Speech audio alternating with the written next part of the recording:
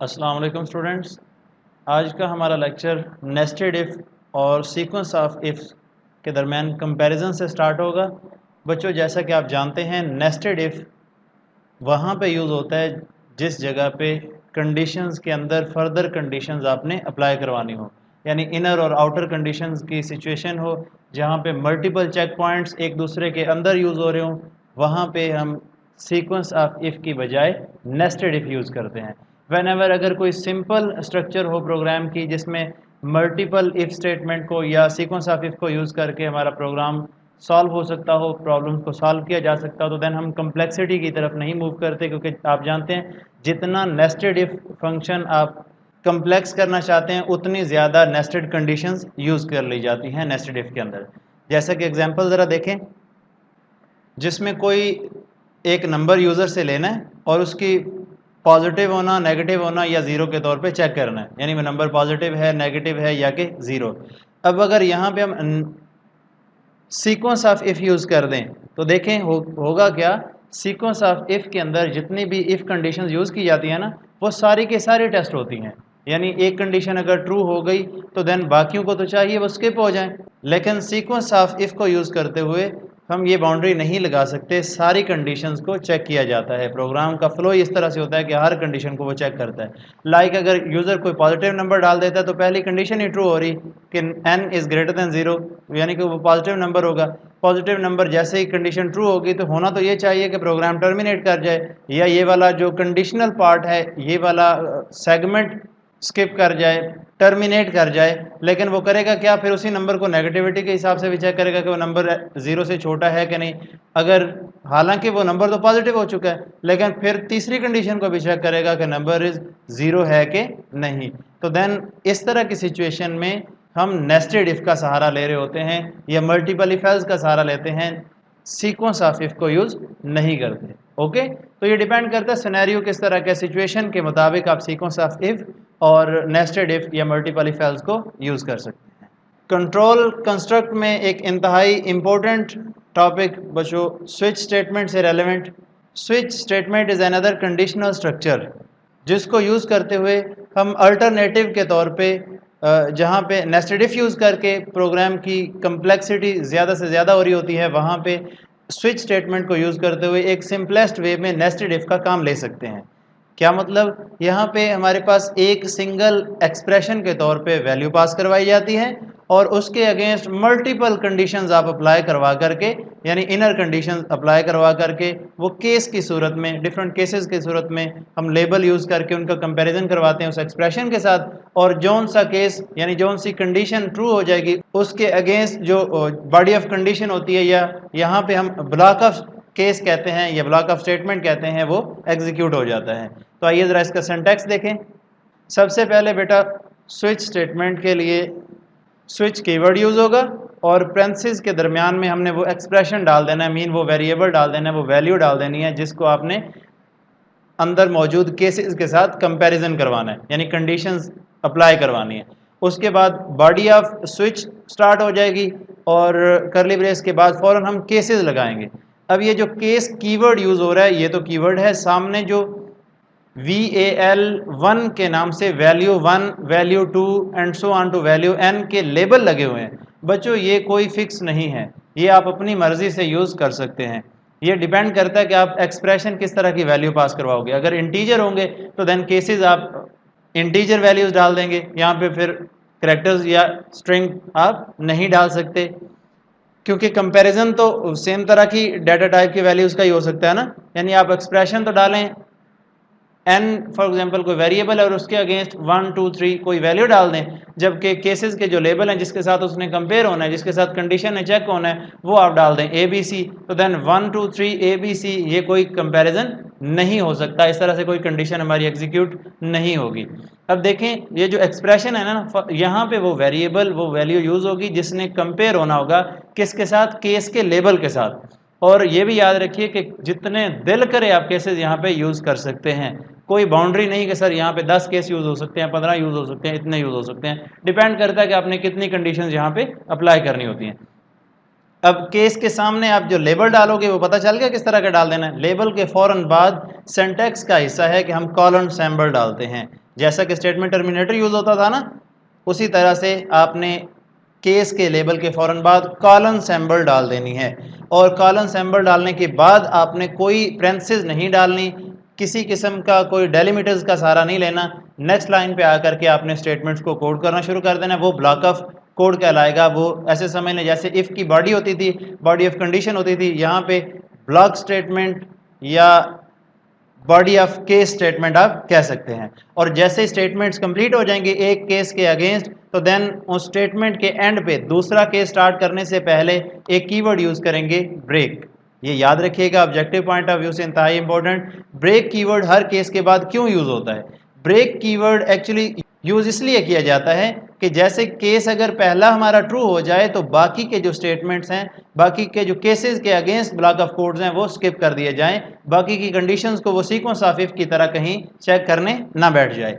इसी तरह से हर केस के बाद ब्रेक स्टेटमेंट यूज़ होती है। और जैसे हमारे सारे केसेस कंप्लीट हो जाते हैं, तो जैसे डिफ़ॉल्ट केस हम यूज़ करते थे else part, default condition use करते थे एल्स, सेम एज यहाँ पे हम डिफ़ॉल्ट केस यूज़ करेंगे। डिफ़ॉल्ट लेबल डाल दीजिएगा और उसके बाद आपने कॉलन डाल देना, किसी किस्म का एक्स्ट्रा लेबल यूज़ नहीं करना।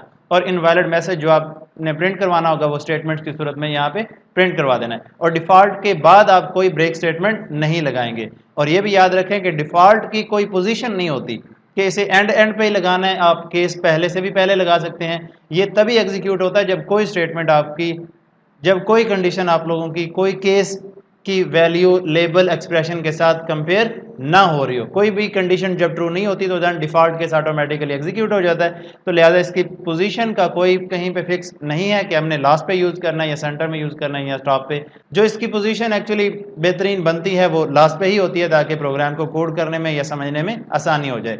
फ्लो चार्ट ज़रा देखें बच्चों। एक बात बताना चाहूँ, फ्लो चार्ट मैंने पहले भी 2-3 टॉपिक से रेलेवेंट आप लोगों को डिस्कस करवाएं, लेकिन फ्लो चार्ट बताया नहीं। फ्लो चार्ट एक्चुअली प्रोग्राम के फ्लो की ग्राफिकल रिप्रेजेंटेशन होती है। याद रखिएगा, जो कंडीशन होती है उसे हम रिप्रेजेंट कर रहे होते हैं डायमंड सिंबल से, और एरो लाइंस बेसिकली कनेक्टर्स का तौर पे काम कर रही होती हैं। और उसके अलावा ये जो आप लोगों को स्टेटमेंट ब्लॉक 1 2 जिस रेक्टेंगल शेप के अंदर नज़र आ रहा होता है, इसे हम एज ए इनपुट या एज ए आउटपुट के तौर पे यूज़ करने के लिए, रिजल्ट शो करवाने के लिए यूज़ कर रहे होते हैं। ओके, अब जैसे ही हमारा केस 1 ट्रू होगा, यानी ये कंडीशन ट्रू होगी, तो उसके against block of statement execute हो जाएंगे और बाकी सारे केसेस स्किप हो जाएंगे। और फाइनली एन ब्लॉक के बाद, यानी कि स्विच की बॉडी के बाद प्रोग्राम शिफ्ट हो जाएगा, और अगर कोई रिमेनिंग पार्ट है तो वो एग्जीक्यूट करेगा, अदरवाइज टर्मिनेट हो जाएगा। और इसी तरह से अगर पहला केस फॉल्स हो जाता है तो देन दूसरा केस, और दूसरे के फॉल्स होने की सूरत में तीसरा केस, और सारे केसेस फॉल्स होने की सूरत में डिफ़ॉल्ट केस आप लोगों का एग्जीक्यूट हो जाता है।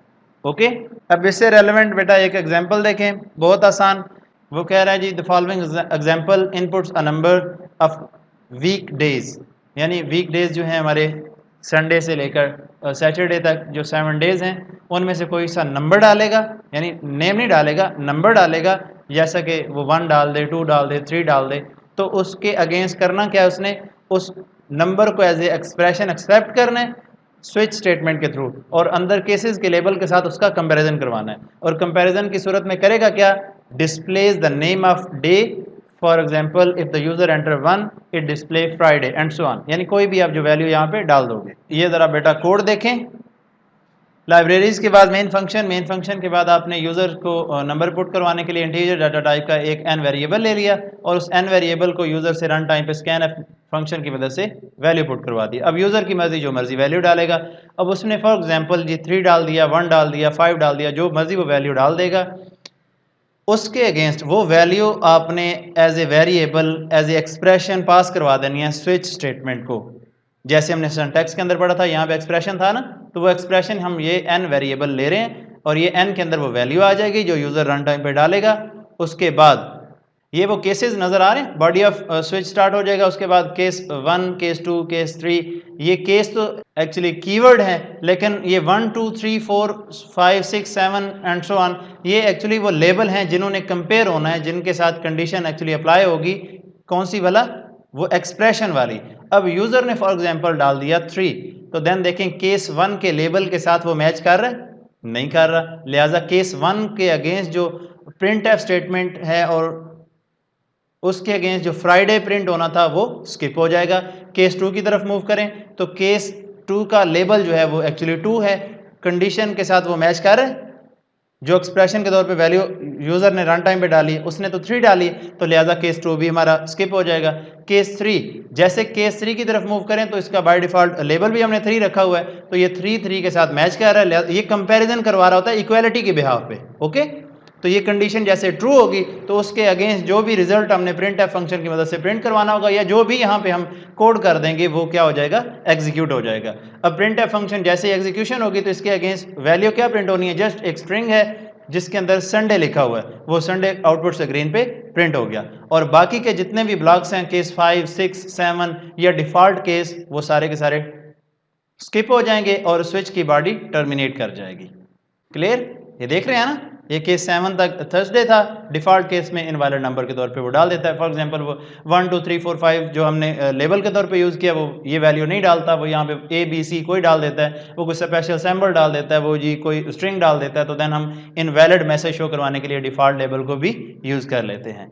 अब इसी से रेलेवेंट 11.21 प्रोग्राम देखें। Write a program that inputs a character, यानी कोई भी इनपुट लें रन टाइम पे यूज़र से character value and checks whether it's a vowel और कंसोनेंट, यानी कोई वावल हरूफ है या फिर वो कोई कंसोनेंट है। सही, रन टाइम पे यूज़र से सी करैक्टर डाटा टाइप का एक वेरिएबल ले लिया और फॉर एग्जांपल जी यूज़र ने कोई यू डाल दिया, AEIOU ये आप जानते हैं वावल्स हैं 5, उसके अलावा बाकी सारे कंसोनेंट्स हैं, जो मर्जी वैल्यूज़ डाल दीजिएगा। और जिस वेरिएबल के अंदर आपने ये वैल्यू डलवाई है उसे उठा करके आपने स्विच स्टेटमेंट की एक्सप्रेशन के थ्रू पास करवा देनी है।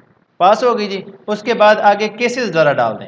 अब ये एक इंटरेस्टिंग पॉइंट था कि सर हम मल्टीपल केसेस को एट ए टाइम यूज़ कर सकते हैं, तो बेटा देखें केस जब चेक करना है तो देखें जब आपके लेटर्स होते हैं, अल्फ़ाबेट्स होते हैं, वो यूज़र कैपिटल ए भी डाल सकता है, स्मॉल ए भी डाल सकता है, कैपिटल ई भी डाल सकता है, स्मॉल ई भी डाल सकता है, इसी तरह से वो सारे के सारे अल्फ़ाबेट्स को डाल सकता है। यानी 26 अगर लेटर्स हैं तो वो सारे के सारे डालना चाहिए उसकी मर्ज़ी, या वो सिर्फ वावल्स को डाल दे और बाकियों की सूरत में वो कह दे डिफ़ॉल्ट केस में वो यूज़र ने क्या डाल दिया है, कोई कंसोनेंट्स डाल दिए। ओके, तो अब ये केस डबल यूज़ हो रहे हैं, स्मॉल ए और कैपिटल ए दोनों इकट्ठे, ये एक कंडीशन होगी, दोनों के लेवल के साथ एक्सप्रेशन कंपेयर होगा।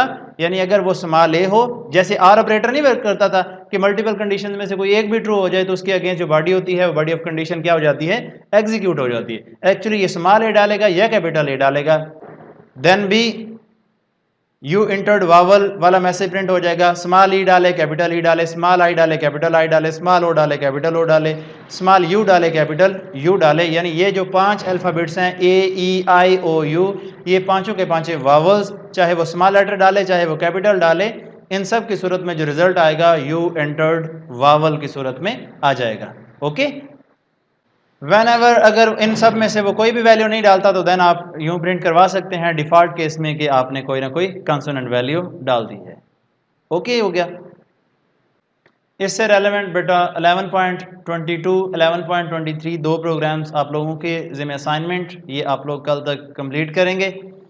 और फाइनली इस टेबल को ज़रा देख लें, नेस्टेड इफ, एल्स और स्विच स्टेटमेंट के दरमियान जो कंपैरिजन है, इन दोनों के दरमियान जो डिफरेंस है वो क्या होता है। Switch statement it is easy to use with multiple choices, तो ये आप लोग देख रहे थे कितने आसानी से हम केसेस को यूज़ करके मल्टीपल स्टेटमेंट्स को, मल्टीपल कंडीशंस को अप्लाई करवा रहे थे। व्हेनेवर नेस्टेड इफ कंडीशंस के अंदर कंडीशन होते हैं, बाज़ औक़ात जब दो से ज़्यादा आप नेस्टेड कंडीशंस यूज़ करते हैं तो देन सिचुएशन इतनी कम्प्लेक्स हो जाती है कि आपको खुद ही नहीं पता चल रहा होता कि इस टाइम मेरी इनर कंडीशन कौन सी है, आउटर कौन सी है, इनर वर्क कर रही है या आउटर कर रही है। तो इस तरह से वो एक ज़रा कम्प्लेक्सिटी बन जाती है, आप लोगों को बहुत ज़्यादा स्ट्रगल करनी पड़ती है as compare to switch statement. हालांकि काम दोनों कर सेम सकते हैं।